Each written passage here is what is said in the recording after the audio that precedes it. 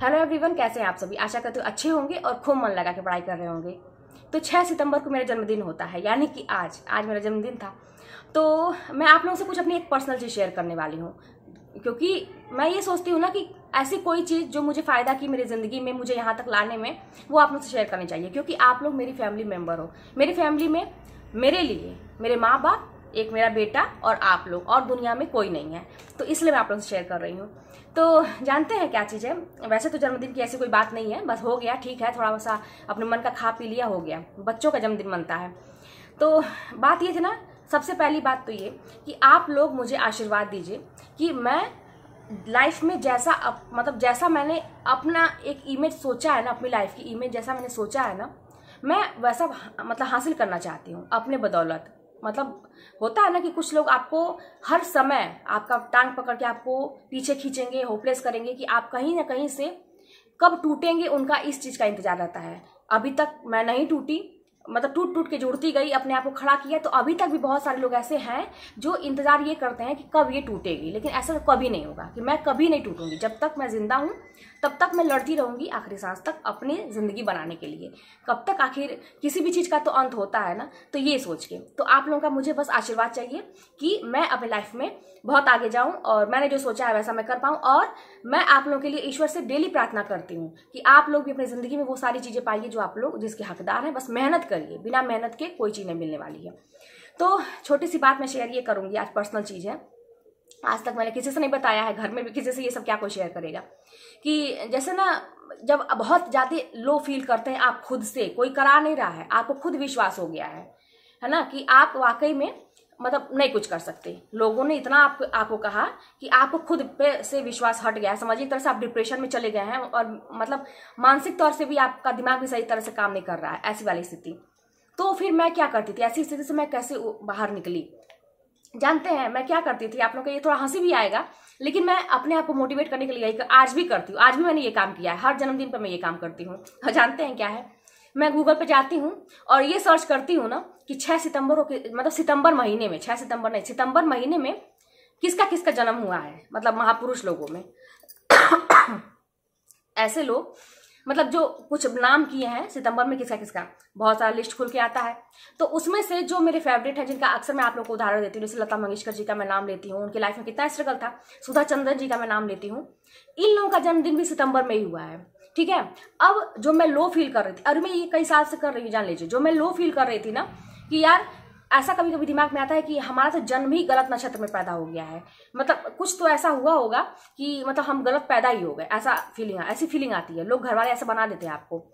तो फिर मैं क्या करती हूँ ना, उनके विषय में पढ़ती हूँ और उनका जन्मदिन देखती हूँ। हाँ, सितंबर में ये लोग जन्मे हैं, और बस उनका बायोग्राफी में पढ़ती हूँ। उसके बाद से तो फिर मैं अपने आप को उनसे रिलेट कर लेती हूँ। हालांकि इन लोगों के कहते हैं ना कि जो धूल होता है, धूल का कण, उसके बराबर भी मैं नहीं हूँ, इतना स्ट्रगल मैंने नहीं किया है, लेकिन फिर भी मैं रिलेट करती हूँ। अब आप खुद सोचिए कि लता मंगेशकर के जीवन में कितना था, तकलीफ था, लेकिन उन्होंने अपने साथ साथ अपने पूरे परिवार का और अंत तक, और कितना नाम हुआ, लेकिन उनके लाइफ में एक अधूरापन सा और स्ट्रगल जीवन भर लिखा था। सुधा चंद्रन जी का मैं हमेशा नाम लेती हूँ, कितना स्ट्रगल था, लेकिन उन्होंने नाम किया, ऐसा काम किया जो कोई नहीं करता। सब लोग अपना वो हौसला तोड़ देते।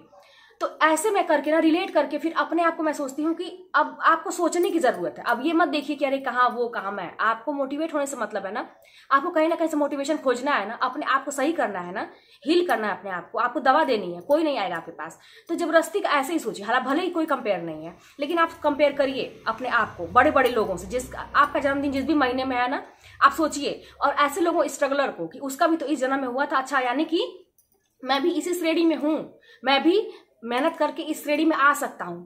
आगे क्या होगा उसका चिंता नहीं है, लेकिन जितना इन्होंने मेहनत किया मैं भी कर सकता हूं, मैं भी इसी श्रेणी में हूं। तो इस तरह से मैं रिलेट करके अपने आप को तुरंत मोटिवेट करती थी और बहुत ही अपने आप को रिलैक्स फील करती थी। और आज मैं एक मजेदार बताऊं आप लोगों को। सुबह सुबह न्यूज में आ रहा था, शायद आप लोग भी कोई ना कोई देखा ही होगा, जो एक पता नहीं कौन से पंडित जी आते हैं, किस न्यूज पे आते हैं याद नहीं आ रहा है, जिसका ऐसे बाल नहीं है। तो वो पंडित जी बहुत अच्छा मेरे वहाँ चलता है उनका। तो वो बता रहे थे ना, कृष्ण जन्माष्टमी के विषय में बता रहे थे, उनका कुछ पूजा जैसा बता रहे थे सब राशि का। तो मेरी वृषभ राशि है ना, आप लोगों को तो मैंने बताया भी है। तो कह रहे थे ना, कृष्ण भगवान का कुंडली वो देख रहे थे। हालांकि वो कहे कि मैं इतना सक्षम नहीं हूँ कि भगवान की कुंडली देखूं। तो बहुत खांसी आ रही है, जान लीजिए।